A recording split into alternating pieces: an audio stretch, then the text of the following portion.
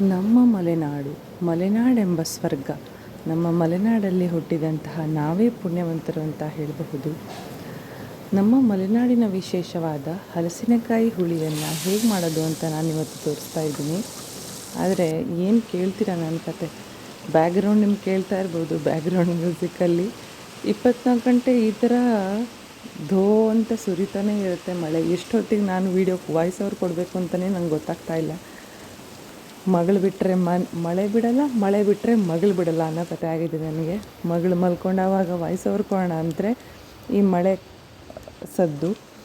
ಆದರೂ ಏನು ಮಾಡೋಕ್ಕಾಗಲ್ಲ ಅಂತ ಅಂದ್ಕೊಂಡು ಇವತ್ತು ವಾಯ್ಸ್ ಓವರ್ ಕೊಟ್ಟೇ ಬಿಟ್ಟೆ.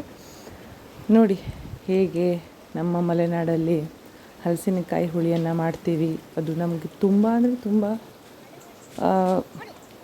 ಇಷ್ಟವಾದಂತಹ ಅಡುಗೆ ನಮ್ಮ ಮಳೆಗಾಲದ ಸೀಸನ್ನಲ್ಲಿ. ಇಲ್ಲಿ ಹಲಸಿನಕಾಯನ್ನು ಯಾವ ಥರ ಬಿಡಿಸ್ತೀವಿ ಅನ್ನೋದೇ ಮೇನ್ ಇಂಪಾರ್ಟೆಂಟ್ ಥಿಂಗ್ ಆಗಿದೆ. ನೋಡೋಣ ಬನ್ನಿ ಹೇಗೆ ಅಂತ. ಮೊದಲನೇದಾಗಿ ನಮ್ಮ ಅಪ್ಪ ಇಲ್ಲಿ ಹಲಸಿನಕಾಯಿನ ಮರದಿಂದ ಕಿತ್ತು ಈ ಥರ ಅದಕ್ಕೆ ಒಂದು ಮೇಲ್ಗಡೆ ನಾವು ಅದಕ್ಕೆ ಗುಟ್ಟ ಅಂತ ಹೇಳ್ತೀವಿ, ಕೋಲು ಅಂತ ಹೇಳಬಹುದು. ಅದನ್ನು ತುದಿ ಭಾಗನ ಶಾರ್ಪ್ ಮಾಡಿಕೊಂಡು ಹಲಸಿನಕಾಯಿಗೆ ಫಸ್ಟು ಚುಚ್ಕೊಂಡು ಆಮೇಲೆ ಈ ಥರ ಕತ್ತಿಯ ಸಹಾಯದಿಂದ ಹಲಸಿನಕಾಯಿ ಹೊರಗಡೆ ಇರುವಂತಹ ಭಾಗವನ್ನು ಕೆತ್ತುವಂತಹ ಒಂದು ಪ್ರಕ್ರಿಯೆ. ಆ ಥರ ಮಾಡಿದ್ರೆ ಹಲಸಿನಕಾಯಿ ಕಡಿಯೋಕ್ಕೆ ತುಂಬಾ ಈಸಿ ಆಗುತ್ತೆ. ಆದರೆ ಈ ಮೆಥಡು ಎಲ್ರಿಗೂ ಬರುವಂಥದ್ದಲ್ಲ. ಇದು ಒಂದು ಕಲೆ ಅಂತಲೇ ಹೇಳಬಹುದು. ನಮ್ಮ ಕಡೆ ಎಲ್ರಿಗೂ ಪ್ರತಿಯೊಬ್ಬರು ಈ ಥರ ಹಲಸಿನಕಾಯಿ ಒಂದೇ ಒಂದು ಕತ್ತಿ ಇದ್ದರೆ ಸಾಕು. ಈ ಥರ ಹಲಸಿನಕಾಯಿನ ಎಷ್ಟೇ ದೊಡ್ಡ ಹಲಸಿನಕಾಯಿ ಆದರೂ ಆರಾಮಾಗಿ ಒಳ್ಳೆ ಹಲಸಿನ ಹಣ್ಣು ತಿಂದಂಗೆ ಅಂತ ಹೇಳ್ಬೋದು, ಅಥವಾ ಬಾಳೆಹಣ್ಣು ಸುಲಿದಾಗೆ ಅಂತ ಹೇಳ್ಬಹುದು.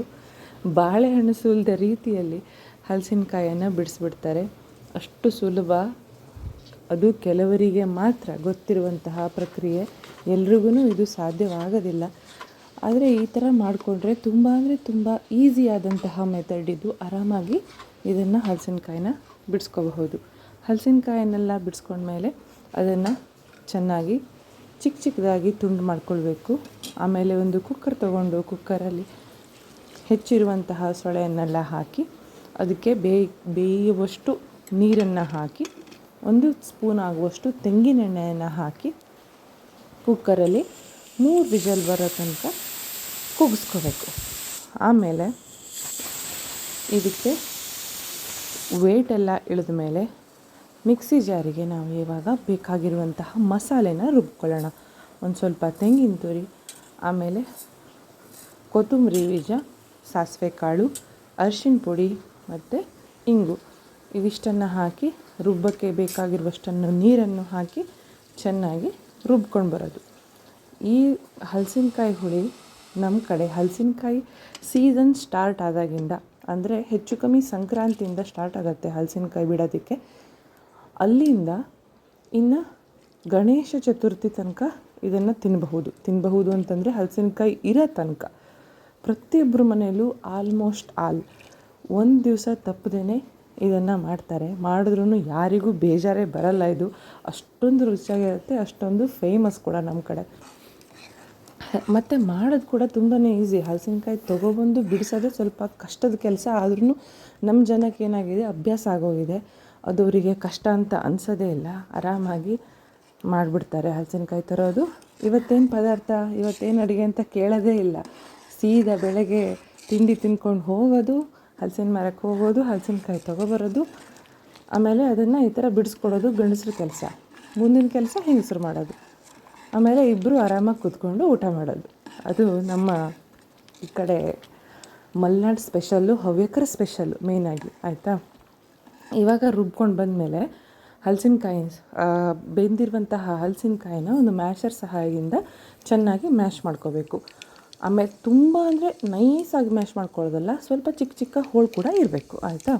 ಆಮೇಲೆ ರುಬ್ಕೊಂಡಿರುವಂತಹ ಮಿಶ್ರಣನ ಹಾಕಿ ಒಂದು ಸ್ವಲ್ಪ ನೀರನ್ನು ಸಹ ಸೇರಿಸಿ ಹುಳಿಗೆ ಬೇಕಾಗಿರುವಷ್ಟು ಹುಳಿ ಮಜ್ಜಿಗೆಗಿಂತ ಸಿಹಿ ಮಜ್ಜಿಗೆ ಬೆಸ್ಟು.